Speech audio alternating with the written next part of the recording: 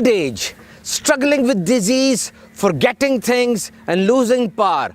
बुढ़ापा उम्र का वो हिस्सा होता है जब इंसान को चीज़ें भूलना शुरू हो जाती हैं, बीमारियां लग जाती हैं और अकल ज़ायल होना शुरू हो जाती है। क्या कोई ऐसा तरीका भी है कि उम्र ज़्यादा हो जाए लेकिन ऐसी कैफियत ना हो, दानाई बाकी रहे और लाचारी भी ना हो? इसे अर्ज़ल उम्र कहा जाता है।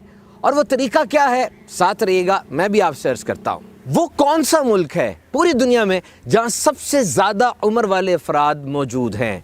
आयरलैंड, जर्मनी और नंबर 1 जापान।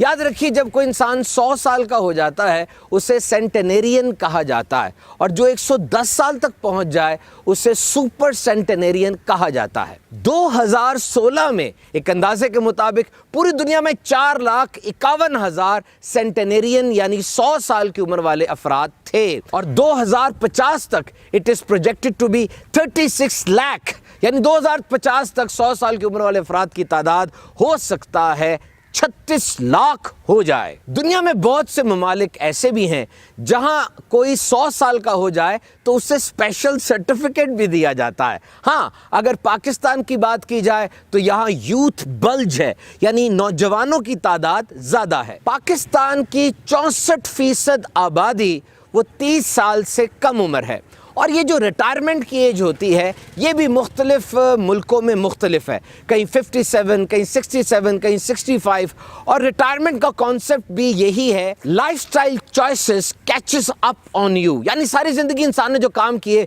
तंबाकू नोशी की, खाने में बेएहतियाती की, आराम तलब अंदाज़े ज़िंदगी गुजारा, तो अब ये सारी बातों का उसकी सेहत पर असर होता है। इंसान की एनर्जी में कमी आ जाती है और वो किसी किस्म की कमाई, जिहाद और हज वगैरह के काबिल नहीं रहता। और जब रिटायरमेंट हो जाती है फिर पेंशन मिलती है। ये लातीनी ज़बान का लफ्ज़ है और इसका मतलब होता है पेमेंट।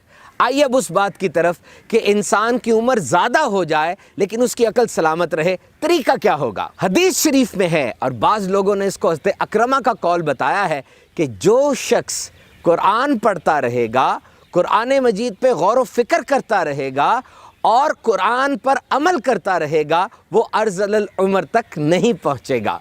तारीख़ इंसानी को अगर पढ़े तो हमें बड़े अजीब अजीब सलूक मिलते हैं जो बूढ़े अफराद से किए जाते थे। कोई शख्स बूढ़ी उम्र को पहुँच जाता, उसे जंगल में जाके छोड़ाते थे, और कई बूढ़े अफराद मिलकर किसी जगह पर जाके खुदकुशी कर लिया करते थे। लेकिन हमारा प्यारा दीन इस्लाम हमें ये सिखाता है कि बड़ी उम्र के अफराद के साथ इज्जत व एहतराम से पेश आया जाए। हदीस शरीफ में है कि एक शख्स ने दरबार रिसालत में आके अपने फ़क्र फाका की शिकायत की कि मुझे खाने की और पैसे की कमी है।